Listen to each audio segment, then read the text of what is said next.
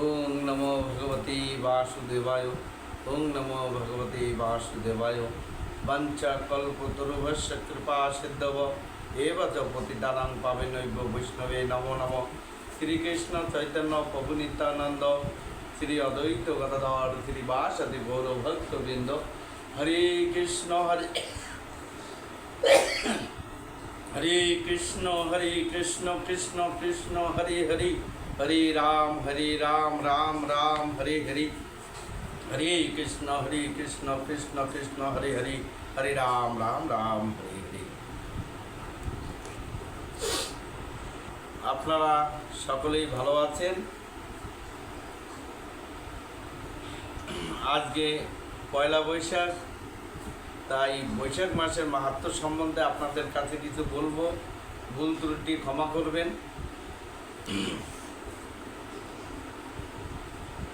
বৈশাখ মাসের মাহাত্ম্য বলছে, হরে কৃষ্ণ কৃষ্ণ কৃষ্ণ হরে হরে, হরে রাম রাম রাম হরে হরে। সকলে আনন্দে বলুন, হরে কৃষ্ণ কৃষ্ণ কৃষ্ণ হরে হরে, হরে রাম রাম রাম হরে হরে।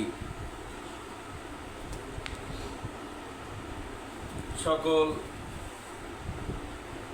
ভক্তানাই আমার প্রণাম এবং ছোটদের প্রতি আমার ভালোবাসা ও আন্তরিক শুভেচ্ছা রইল।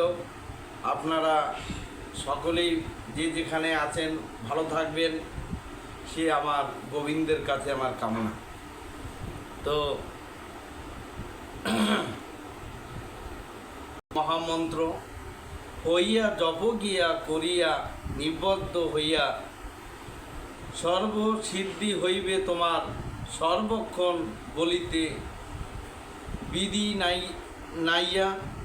শ্রীমান শ্রীচৈতন্য মহাপ্রভু এই হরিনাম করবার জন্য আমাদের সকলকে আদেশ।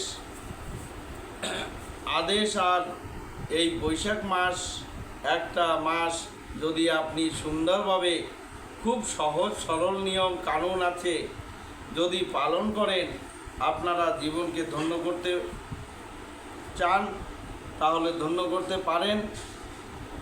আমি আপনাদের কাছে করজোরে অনুরোধ করব, বৈশাখ মাস পালন করবেন। বৈশাখ মাসের এত মাহাত্ম্য আগে আমি জানতাম না। এখন যত বই পড়ি ততই আনন্দ পাই। বৈশাখ মাসের কি এমন মাহাত্ম্য আছে যেটা শুনলে আপনারাও আনন্দ পাবেন। এই বৈশাখ মাস বিশাখা নক্ষত্রকে কেন্দ্র করে এই বৈশাখ মাস এসেছে। আর তাই বৈশাখ মাসের মাহাত্ম্য তো শুনবার দূরের কথা, এই বৈশাখ মাসের কত অনুষ্ঠান দেখুন। অক্ষয় তৃতীয়া থেকে আরম্ভ করে চন্দন যাত্রা থেকে আরম্ভ, রুক্মিণী দেবীর আবির্ভাব, সীতা রামচন্দ্র পত্নী সীতা ঠাকুরানীর আবির্ভাব, আর বহু বৈষ্ণবের আবির্ভাব তিথি আছে অনেক, কল্পনার বাইরে। সেই জন্য এই বৈশাখ মাস ভগবান এই জগৎকে আনন্দ দেওয়ার জন্য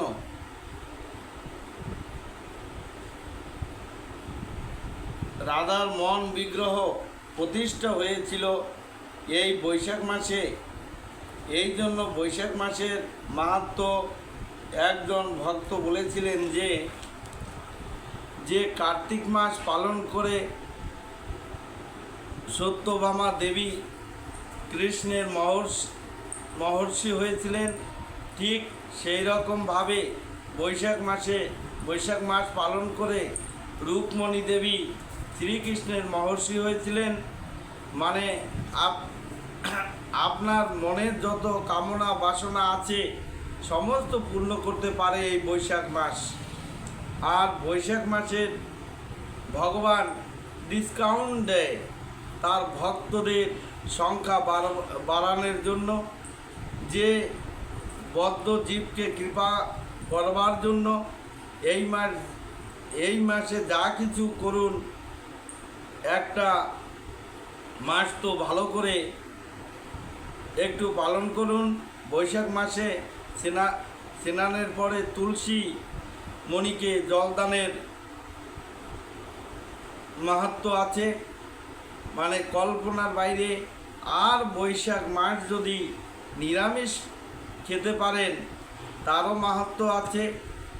আর যদি হরিনাম করবেন, হরে কৃষ্ণ কৃষ্ণ কৃষ্ণ হরে হরে, হরে রাম রাম রাম হরে হরে, এর যে কত গুণ ফল। যা কিছু করবেন হাজার হাজার ফল পাবেন এই বৈশাখ মাসে। সেই জন্য বৈশাখ মাসে ভগবান এত ডিসকাউন্ট দিয়েছেন, হাজার হাজার গুণ বেশি ফল লাভ পাবেন যা করলে আপনারা বৈষ্ণব সেবা, হরিনাম করা, তুলসী গাছে জল দান করা, গীতা পাঠ করা, ভাগবত পাঠ করা এবং অন্যান্য যেগুলো শুভ কাজ রয়েছে সেগুলি করা। এবং এই একটা মাস নিরামিষ আহার করবেন, সৎভাবে চলার চেষ্টা করবেন। আর এই বৈশাখ মাসে যে যেটুকু পারবেন সমর্থ হিসাবে সে সেরকমভাবে দান করবেন। এই মাসটা হলো মাধব মাস। বৈষ্ণব মতে এই মাসটার নাম বলা হচ্ছে মাধব মাস। তাই বলেছে মাধব তিথি ভক্তি জননী যতনে পালন করি, এটা মাধব মাস। সেই জন্য এই মাসটা পালন করলে তো আপনাদের আনন্দের আর সীমা থাকবে না। সেই জন্য এই মাসটাকে ভালো করে পালন করবার চেষ্টা করবেন।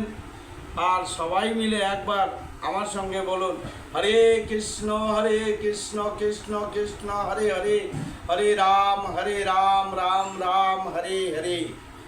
জয় শ্রী রাধে। কি তো বলছেন?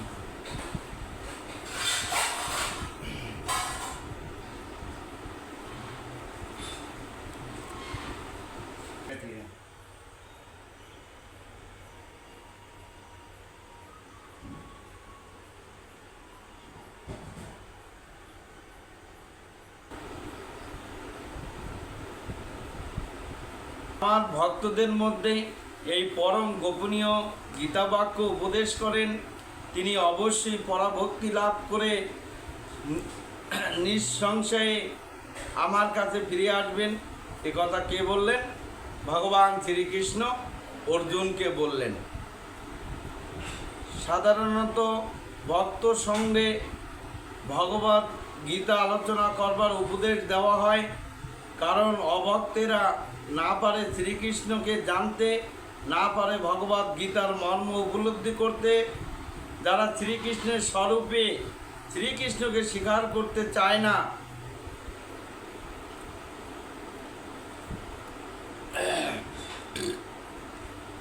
এবং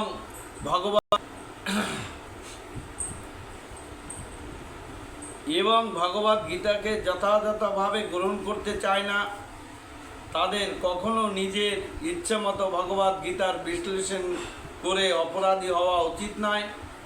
ভগবত গীতার অর্থ তাদেরই বিশ্লেষণ করা উচিত যারা শ্রীকৃষ্ণকে পরমেশ্বর ভগবান বলে গ্রহণ করতে প্রস্তুত।